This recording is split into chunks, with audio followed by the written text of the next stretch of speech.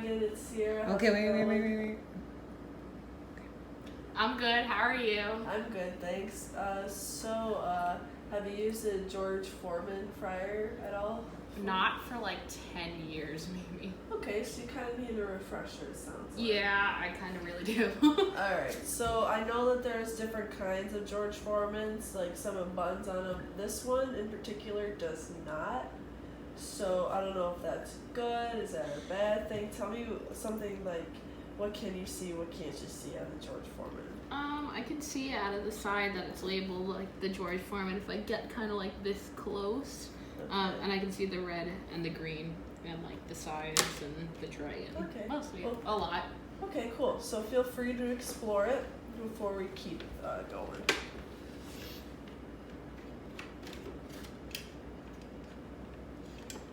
Yeah, those come off for like cleaning and stuff like that, which comes in handy. Excuse me. Oh, what's this That is for the grease. So can you tell the color of the trays? for? Yeah, it's kind of like a grayish beigeish color. I don't know how. Okay. So for this is like the grease holder, I like to think of it. You want to keep it under the gray, so anytime it kind of slides down into this tray. Okay. Which is kind of why we have this tray as well, the orange tray, just in case there's any grease going on and stuff like that. Oh, I get So, that. did you notice these two lights at all? Yes. Alright, cool. That'll come on when the George Foreman fryer comes on. Okay. When we plug it in. We're not gonna plug it in just yet though. Okay. So go ahead and open it back up for me. And I noticed that you took off the trays. Did you know you could take both trays off? Oh, I only did the first one. I didn't Yeah, even you realize. Yeah, you can take both trays off. And what's nice, you can either. I like to put a wet paper towel on the fryers. Yeah, it kind of clicks. Oh, there we go. And you can test it out by kind of lifting it up. Oh, a little. okay. Not like all the way, but just getting a little tug. Okay. Or a little lift, excuse me. Typically, I have some paper towels over here to my 1 o'clock.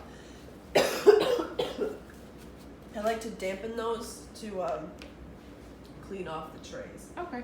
But just so you are aware, to cool down, it takes a hot minute, a long time for it to cool down.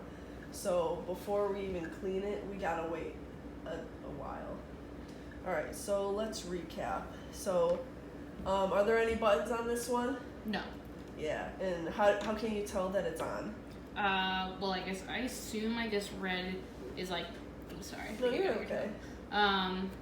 Well, it's red and green, so I assume like red maybe like heating up, or green. Green means go. Go. You're good. Yes. Yeah. Okay. And it means that don't touch this. Yeah. Unless I have gloves or something on. Right. And then you have the two parts of like the grill. These two can separate, and then you have the tray area for like excess grease, and then you have the double tray area for the excess grease. Sweet. Sounds like you know your George Foreman. Yeah, it looks pretty cool. Nice. So do you have any trouble plugging things in at all? Nope, I should be Alright. good. So, okay, because we don't. I would have you plug it in right now, but it kind of, since there's no buttons, it automatically turns on, and I don't want to get burnt. Okay. But speaking of getting burnt or preventing get burnt, I do have some of gloves here. I have one that's kind of longer and to the wrist, and short to the wrist. Ooh, these These are will like, go on either hand. huge. Yeah. I like it though. Do you think you'd use those for the George Foreman? I think for the George Foreman, since it's like smaller, just like Uh-huh. looking at this, I feel like I would use this one because I feel like I'd have enough, space. I probably wouldn't go all the way to my Right, arm just yeah. thinking about it because Well, it doesn't have as okay. much. Okay. How about we practice opening and closing it with the of glove? And how is that? Any difficult? I'm gonna go with Yeah, that's better. Any difficulty? Yeah, just make sure when you're lifting it up, you go gentle, yeah. very lightly. All right. Yeah, no, it seems Very comfortable. All right, great. How do you feel about using a spatula? A little nervous of it falling, like flipping, if we're flipping anything on here, like Okay. chicken or anything like that. I Okay. mean, chicken would cook from both sides, but anything needing to be flipped, like regular spatula, I'm a little hesitant. Okay, have you used a double-sided spatula before?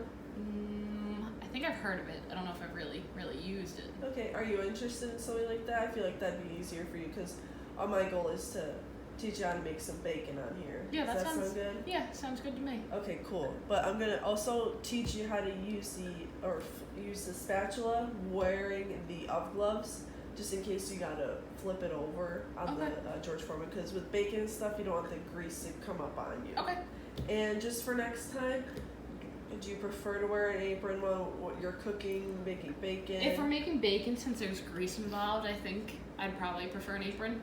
Okay, cool. So, alright, so I believe we have a lesson for next week. We're going to work on some spatula techniques. I'm going to bring in that double-sided spatula.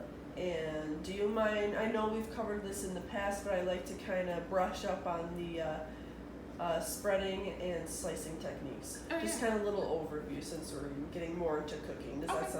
that sound good? Yeah. Alright, sweet. So I'll bring the spatula, I'll bring that apron, I'll bring these gloves. Is there anything else you can think of that I should bring?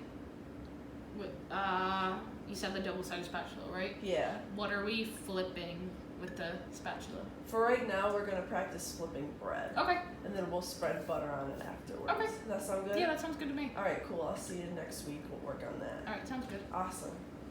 See you later. Bye. Bye.